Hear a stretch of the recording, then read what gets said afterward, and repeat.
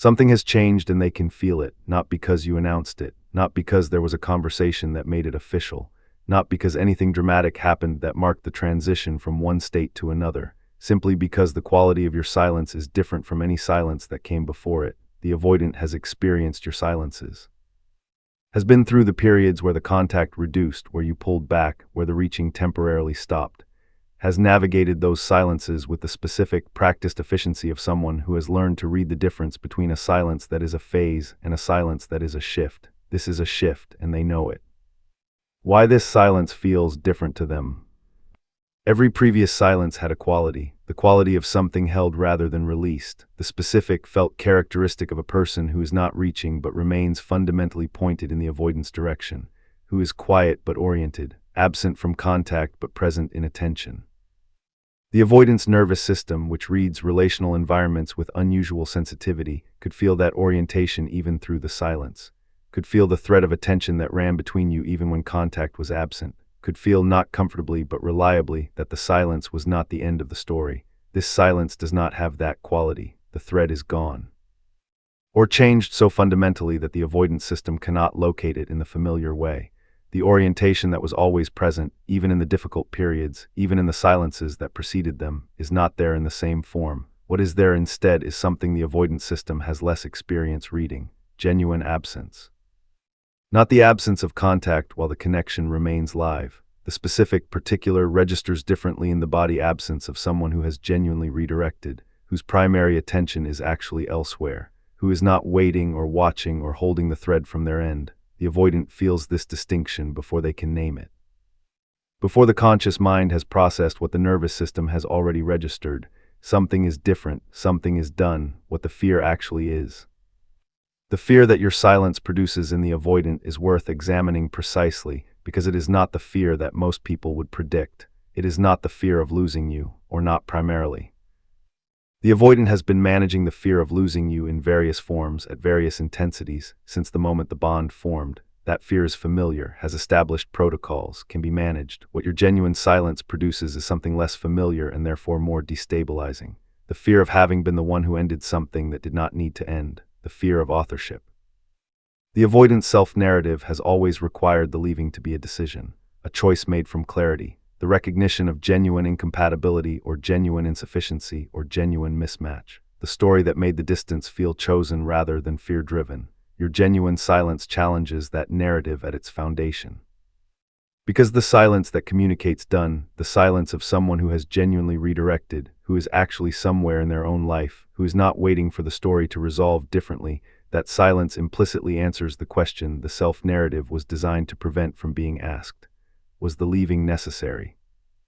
And the answer the silence provides, the answer written in the quality of your genuine absence, in the evidence of a life being actually lived, in the specific, unfamiliar feeling of someone who has moved rather than waited, is not comfortable. No, it was not necessary. It was the pattern, running, as it always runs.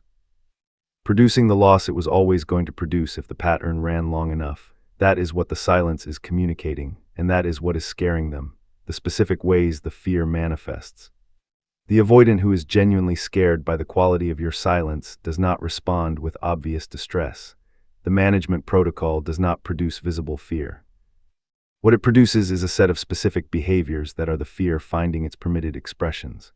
The checking increases, the peripheral monitoring of whatever information is available, the quiet, deniable, maximum plausible deniability reconnaissance of whether the silence is what it feels like or whether there is evidence against the most threatening interpretation. The management protocol runs harder in other areas. The productivity spike intensifies. The busyness that stays ahead of the feeling requires more busyness to achieve the same effect. The forward motion needs to be faster because something is following it more closely than usual. The narrative encounters more difficulty. The story that was constructed to make the leaving feel like wisdom keeps hitting the wall of the silence's communication. The silence says this was a loss that did not need to happen. The narrative says it needed to happen, and the narrative is losing ground. The intrusive thinking increases in frequency. The unscheduled, uninvited arrives before the management can intercept thinking of you. In the morning before the protocol is fully engaged, in the moments between activities when the mind reaches for something and finds you there instead of whatever it was reaching for, these are the fear's expressions. The fear itself stays interior, unnamed, not permitted to be what it is. but its effects are visible in the specific ways the managed life has become harder to manage. What they know. They know in the honest interior that the unguarded moments allow access to several things they have not said and may never say. They know the silence is different, have registered the distinction between your previous silences and this one with the accuracy that genuine attunement always produces, cannot quite locate the thread they used to be able to feel.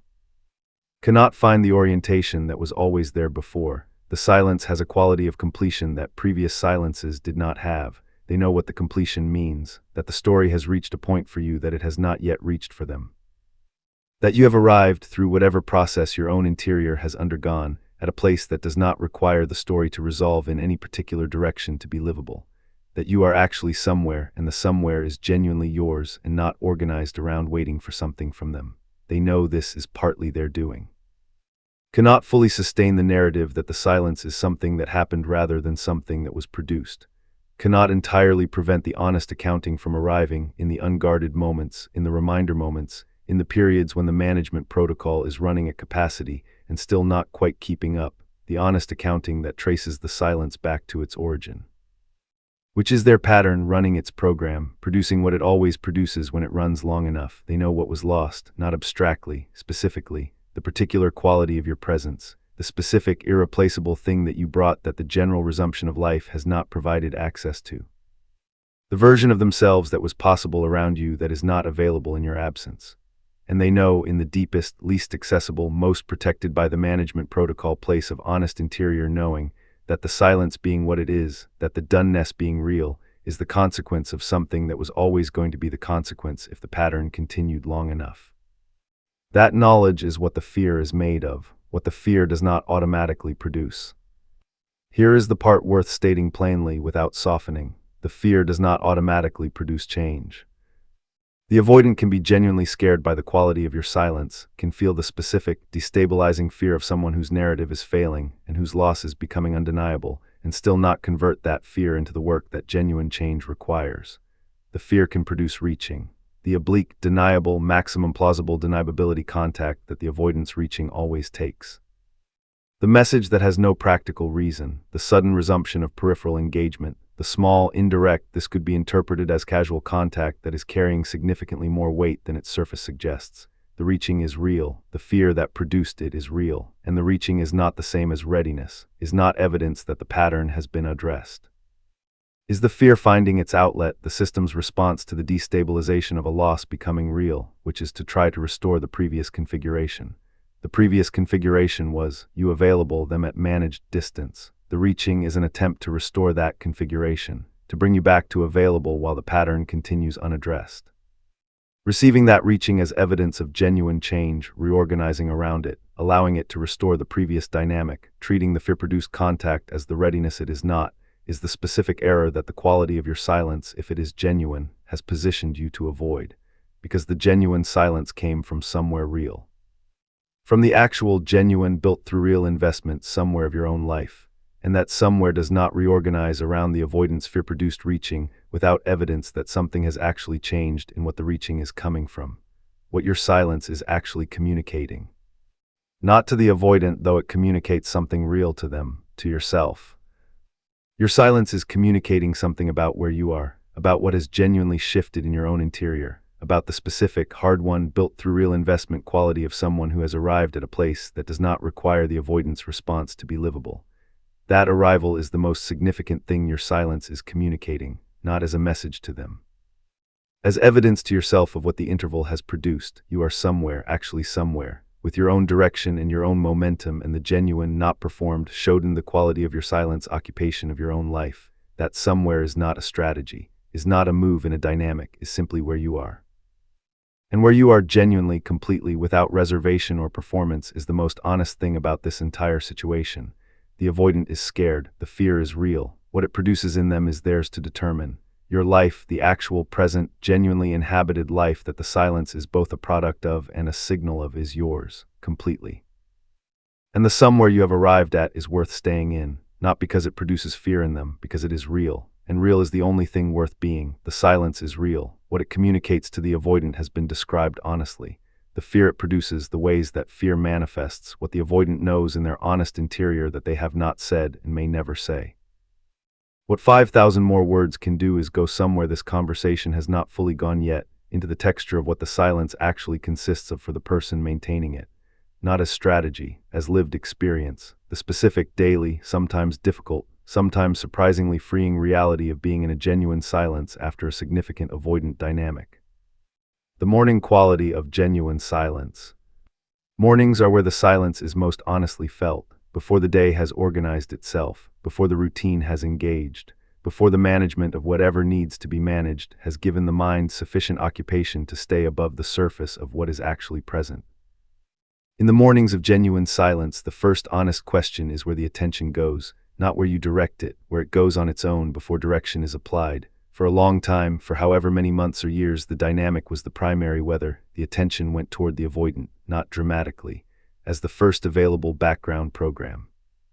The reflexive orientation toward the question of what was happening with them, whether contact had come while sleeping, whether anything in the peripheral landscape had changed. In genuine silence, that reflexive orientation continues for longer than most people expect, not because the silence is not real.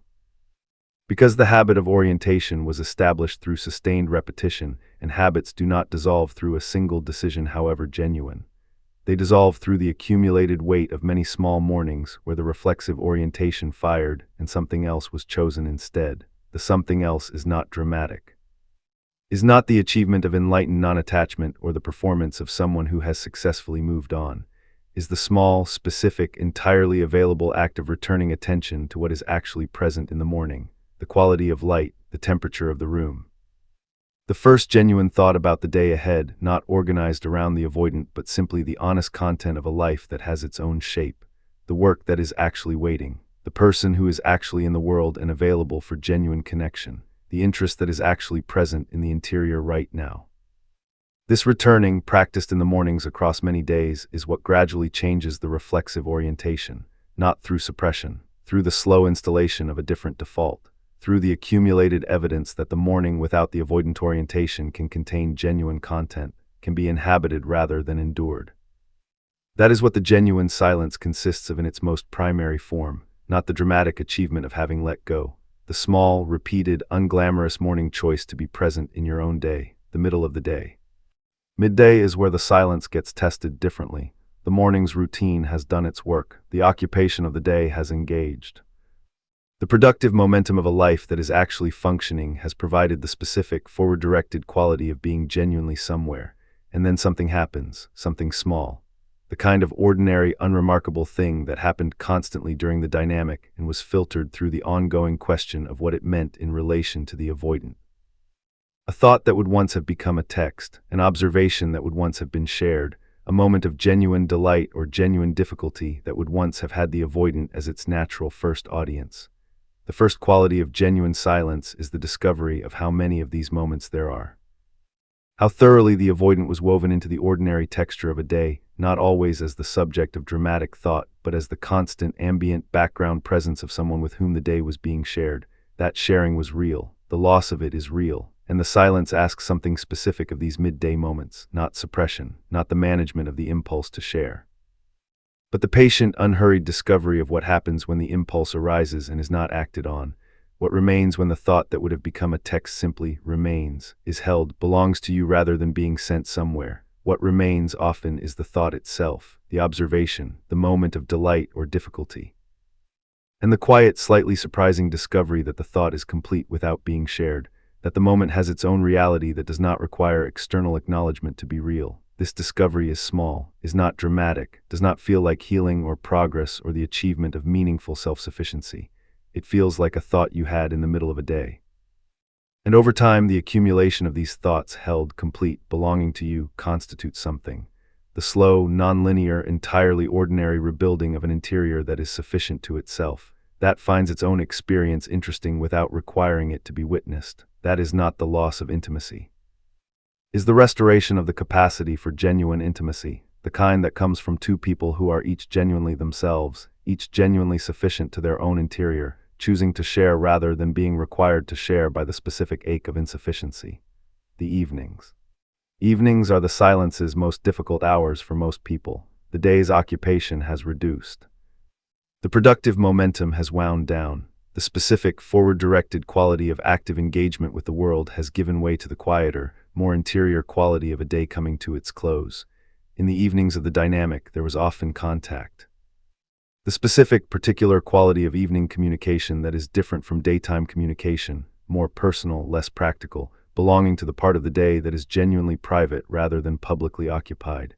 The evenings of genuine silence have a specific quality of absence that the daytime hours do not have in the same way, not grief exactly. The acute grief has usually passed by the time genuine silence is possible, something quieter than grief. The ambient, low-level, not unmanageable awareness of a specific absence that the evening makes more present than the day does. What the silence asks of the evenings is different from what it asks of the mornings and middays. In the evenings, it asks for the honest acknowledgement of the absence without the conversion of that acknowledgement into reaching. The sitting with the awareness that someone is not there who was there.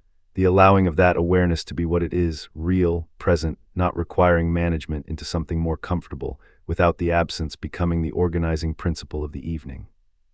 This is harder than it sounds. The specific, quiet weight of an avoidant-shaped absence in the evenings is one of the more persistent features of genuine silence, does not resolve quickly, does not respond to distraction in the same way the daytime hours do. What it responds to is presence, your own. In the specific, patient, not rushing quality of someone who is willing to be in the evening without requiring it to be something other than what it is, who allows the absence to be present without amplifying it, who inhabits the quiet hours genuinely, with a book, with genuine reflection, with the ordinary pleasures of an evening that belongs to them, without performing either contentment or grief. The evenings, honestly inhabited, are where the silence does its deepest work, not the dramatic work of transformation. The slow, steady, patience-requiring work of becoming genuinely comfortable in your own company, of finding the evening hours genuinely inhabitable rather than simply endurable, of discovering that a quiet evening is not the same as a lonely evening when you are actually present in it. What the silence reveals about the life that was there before. One of the more surprising discoveries of genuine silence is the clarity it provides about the life that existed before the dynamic became the primary weather, who you were before the accommodation began, what you cared about before the caring was filtered through the question of compatibility with the avoidance presence. What engaged you genuinely when the engagement was not partly organized around what it produced in the dynamic. This clarity is not always comfortable. Sometimes what is revealed is that the pre-dynamic self had things that were quietly set aside, interests that were reduced, relationships that were maintained at lower investment, directions that were not pursued because they did not fit the shape that the dynamic was giving to the available life. These revelations ask something, not the dramatic reversal of everything that was set aside. The honest, patient, what actually matters to me inquiry that genuine silence makes possible and the dynamic's occupation was preventing. What do you actually care about, not what you should care about, not what caring about would constitute evidence of healthy moving forward, what you actually, genuinely in the specific texture of your own experience, find worth caring about.